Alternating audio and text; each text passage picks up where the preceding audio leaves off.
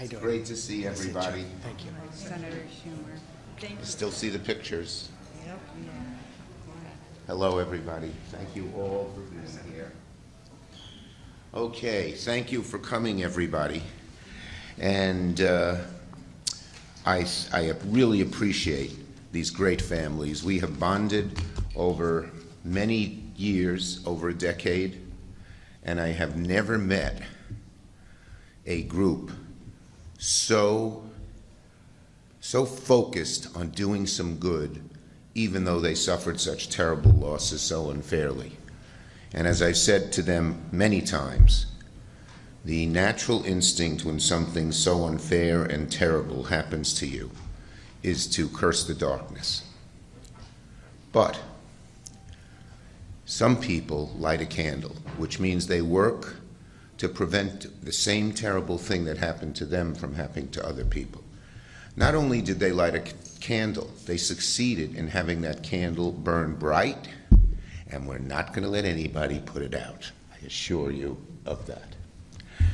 So thank you, because you're inspiration, and not just an inspiration on this issue, as important as it is, but an inspiration that a group of dedicated people who are just decent, honorable people can actually change significant things in the world. So you're the greatest. Okay, so I thank everyone for coming. I won't be able to stay the whole time. There's a lot going on, as you could imagine. But I think I'm going to come. You're going to come see me in my office a little while later. So I look forward to that. Now, let's say this. We're here today. I've said all these. I said what I want to say about the families. But what they did is they helped ensure our pilots are the best trained in the world. To say the least, they changed the course of history. They gave other people inspiration that they could fight back for air safety in different ways than these folks are doing. And they undoubtedly saved thousands of lives. Thousands. That's an amazing thing to be able to say. But we're here today because those safety rules, which have protected us, are under attack, unfortunately, by the Trump administration and the horrendous choice that he picked to lead the FAA, who seems to have no concern for passenger safety. It's a little like the bill they're putting on the floor, which just helps the billionaires. He wants to just help the established groups who don't care about safety, the airlines and people like that. And so when the public is so worried about safety of our skies, and we just experienced a terrible crash here in DC, it makes no sense that we should tell our pilots they need less training, less experience in the air. It risks lives. So let me be blunt. The callous disregard Mr. Bedford showed for the 1,500-hour rule in his hearing was outrageous and made my blood boil. But well, that's who they put in. They don't put in people who are qualified. They don't put in people who care about average American families. They put in special interests and wealthy people, all of whom seem to be in a little bubble. They just talk among themselves and don't understand what's really going on out there. I, along with the families, have a history of opposing Bedford. As an airline CEO, this guy put profits over people. He was the leading fighter when he was an airline head to roll back the rule. That should, under a normal administration, disqualify him for becoming head of the FAA, but in this administration, it anoints him. Just makes me so mad. And most importantly, we needed to not just hear from him, as the families did today, but we needed to the administration, whether it's the secretary or anyone else in the administration, commit to keeping the rules, to promise they will not weaken the safety reforms, to promise they're not going to come up with little gimmicks that say, oh, this is 1,500 hours, but 300 hours could be reading some book somewhere. This morning, Secretary Duffy, at my request, and he did honor my request, so I'll give him that, but he met with the families, but unfortunately he was unwilling to commit to protecting the 1,500-hour rule. He left the door open to roll back the safety standards, and that is awful and mean. Duffy says he's committed to keeping our skies safe, and he is committed to holding Bedford accountable on changes to the 1,500 hours. When I met with him in my office, Duffy, when he was about to be nominated, I talked to him about this, and he didn't commit then either, but he gave sort of signs that he was sympathetic. Signs, you know, little signals that you're sympathetic ain't good enough. No way. And so that's what happened again today. So we must hold not only Bedford, but Secretary Duffy accountable. The changes that Bedford has pushed for in his career are an insult to the memories we lost, to those we lost that day in Buffalo, that cold night in Buffalo. Let me be clear. What happened on Flight 3407 should never happen again. That's what a rule does. That's what a rule has been successful in doing. Weakening the rule, reducing the number of hours pilots train in the air is dangerous and will inevitably cost lives. If Duffy, Trump, or these folks think we're going away, don't bet on that. We're going to be in your face day after day, week after week, month after month, year after year, to see that these rules are kept. The American public doesn't want pilots with less training. People do not want the FAA to roll the dice on aviation safety. People don't want every time they get on an airplane to wonder if the pilot has the best of training. Because every time you go on a plane, you are putting your life in their hands. We fought to get these reforms. We're fighting to keep these reforms, and just as we were indomitable about fighting for these reforms and getting them, we're going to be just as indomitable making sure they are not diluted in any way. So I thank you all, love you, respect you. Think of the buttons you wear, not just when you're wearing them, but when I think of you. Thank you. See you in a little while. Thank you, everybody. Now we have three speakers. We have Karen Eckert, who knows this tragedy in two ways. We have Marilyn Kausner. The Kausners have been down here many times. And, you know, Tim Kennedy has taken up the mantle of helping and being a great partner on this issue. And I very much appreciate him. We'll hear from him as well. And they gave me a little sign. So I'm going to hold it up, right with all of you. Okay? Everyone got it?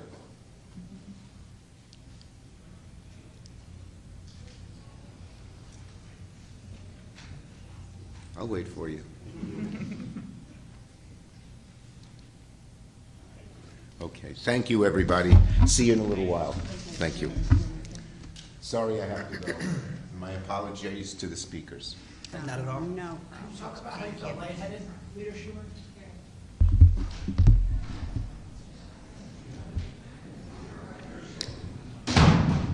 My name is Karen Eckert, and I lost my sister, Beverly Eckert. My sister, Susan Burke, is here. Beverly was also her sister. And Beverly was sadly a 9/11 widow also. She lost her husband in the collapse of Tower 2 at the World Trade Center on September 11th, 2001. I wanted to thank Senator Schumer, but he's gone, so I want to thank him for all the work he did. He's been steadfast for 16 years working with us. Late night hours we've been in his office. He has worked so strongly for us to make sure that the safety of the American flying public was there, and it's maintained over all these 16 years. And I want to thank him for getting a meeting for us with Secretary Duffy. It's our first meeting with Secretary Duffy. We asked for the meeting because we had grave concerns about Mr. Brian Bedford, who is the nominee to head up the FAA. What we heard in the hearing, as Senator Schumer said, was not encouraging at all. Today, when we met with Senator Duffy, he heard each of our voices, who we lost, the impact on our lives. What we heard from Secretary Duffy is his utmost commitment to safety. He said it was safety first. He also said, we told him we had concerns about Mr. Bedford. He said he will hold Mr. Bedford accountable on safety. He also said he had no plans right now to change anything. But because he said he listened to us and he said he would hold Mr. Bedford accountable, we will hold Mr. Duffy, or Secretary Duffy, accountable too, that he does hold the line on safety. He talked about data-driven. He hasn't seen any data-driven to make any changes. We sincerely hope that the opening of the dialogue today that we had with him is the start. It's up to him to finish and work and hold the line. I'm going to call Marilyn Kausner. My name is Marilyn Kausner. I lost my daughter, Ellie. She was 24 years old, second-year law student, traveling home to Clarence to be her nephew's love luncheon date at his kindergarten banquet. I felt somewhat encouraged by our meeting with Secretary Duffy. My husband attended the confirmation hearings just about 10 days ago. He was very discouraged when he left those hearings because Brian Bedford 4 times refused to confirm that he would uphold the 1,500-hour rule. So we talked quite a bit about the importance of 1,500 hours of experience of actual flying time and why that is more important than sitting behind a desk or simulator, although, perhaps down the road someday, as Karen referenced, when there's proven data, they can look at that. But what Mr. Duffy, Secretary Duffy, promised us, the families of Flight 3407, is that he would not make any changes without our, not maybe our consent, but without speaking to us, calling us in for our, at least letting us know. And he also said that he is Brian Bedford's boss and that Brian Bedford cannot do anything without his permission, and that he has no plans to make any changes to the 1,500-hour rule. That said, it is 16 years later, and we are here again, and we will continue to vigilantly watch the FAA and Secretary Duffy to make sure that he does what he says, and be assured that the families of Flight 3407 will not go away. We have fought too hard, and we believe that our legislation has indeed saved so many lives. And I can tell you that the American flying public, because I've done a fair amount of flying, is nervous, and they don't have a stomach to see rules going backwards and pilots having less training, especially now. So I hope that Secretary Duffy is listening, and I hope that Brian Bedford is listening, because nobody wants them as the watchdogs of the flying public to do anything but make the skies safer, not less safe. Thank you very much.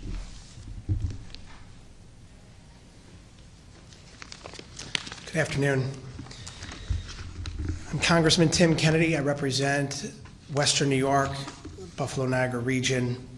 I want to thank the speakers for their profound words and these extraordinary family members of the victims of Flight 3407 for your courage in keeping your family members' legacies alive and helping to change the laws here in Washington, D.C. that have undoubtedly saved lives in this country and across the global community, because it has had a ripple effect on how airlines see their safety. I'm truly honored to stand here with all of you today. You can feel your loved ones' spirits with us, can't you?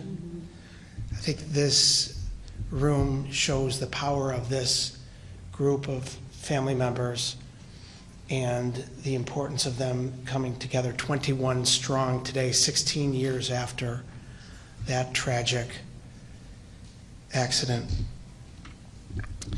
I want to thank Senator Schumer for his leadership, not just on this issue, but on so many other issues as it pertains to airline safety, transportation safety, and his tireless work to ensure that no families have to endure the pain that you have all endured.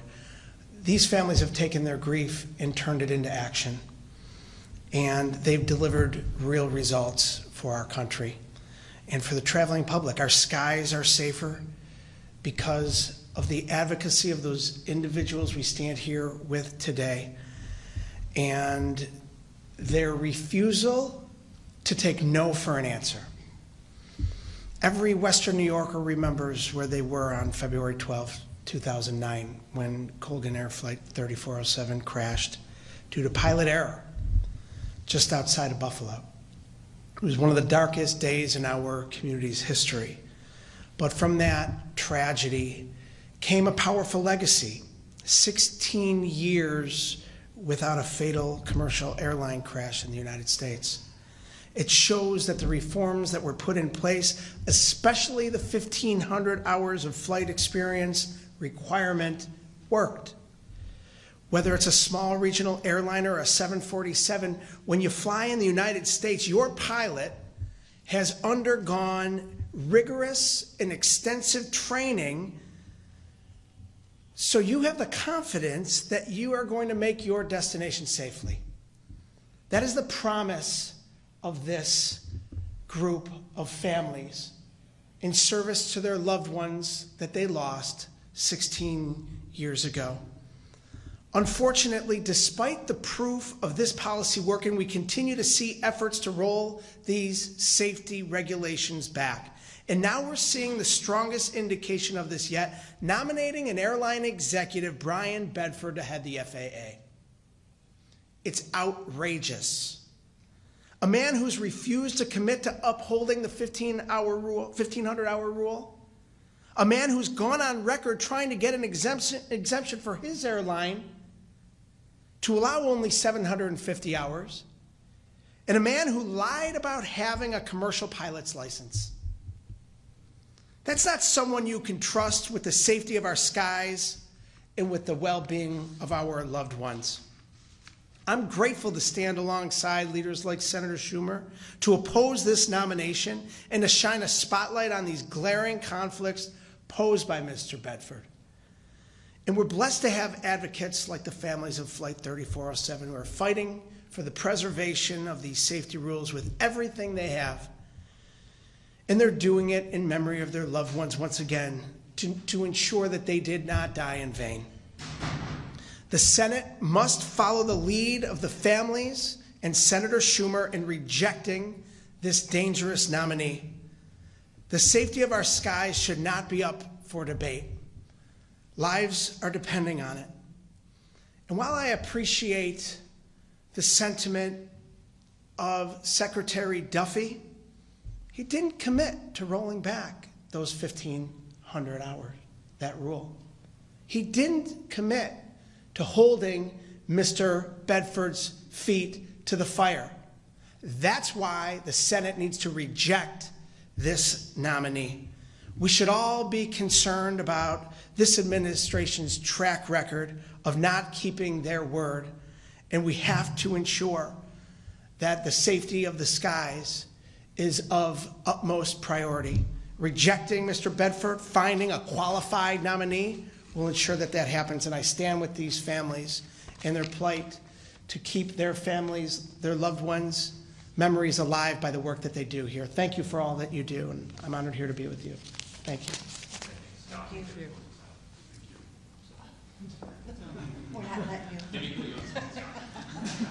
We didn't mean to put you on the spot, but we're gonna. Well, first and foremost, thank you, Congressman. We've just started to build our relationship with you, and it's welcoming to see how you've embraced, what we've shared in our accomplishments. We also have to, extend some appreciation to Congressman Langworthy, who's not with us today.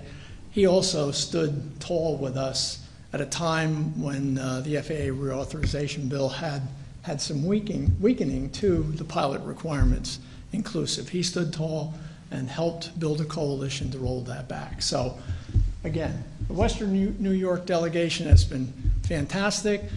Senator Gillibrand, who's also not here, she's also been fantastic. So it goes without saying we want to recognize those people. Listen, our meeting today was essentially the beginning, hopefully, of an open dialogue with the current administration. And, there were clearly some welcoming signs, but the door has been left open, and that does give us reason to have pause. So I personally, along with all of these people, have been coming back here for 16 years, and the word I would use is trust. Who can we trust? We know we can trust Senator Schumer. Can we trust Secretary Duffy? He and I had a sidebar conversation, and we've agreed to try and build on that trust. We're going to be watching. We're going to be watching very carefully. We will hold him accountable as we expect him to hold Mr. Bedford, if he gets confirmed, accountable. And we certainly know we've got a Congressional leadership group who will also help us hold him accountable. Now is not the time to weaken safety. Now is the time to strengthen safety. Secretary Duffy told us his number one priority, because he did use the word safety a lot, his number one priority is air traffic control. And let's face it, that's a system that's been broken for a long time. In fact, that was part of the debate going on in Congress that held up actually getting our bill passed back in 2009. So it's not something new. This has been around for a long time, and it is time for Congress to act. Somebody's got to step forward and take the action. And I know we've had some conversation with the American airline families with the terrible crash at DCA, and I know that they're pretty vigilant. They're going to move forward and work on that. So anyway, thank you. I wasn't really going to step forward. I know I talked too much, but at the end of the day, trust. That's an important word. We need to build a trusting relationship, and we need to hold people accountable. Okay. Thank you. Please. Well done. Nice job on the spot. Scotty on the spot.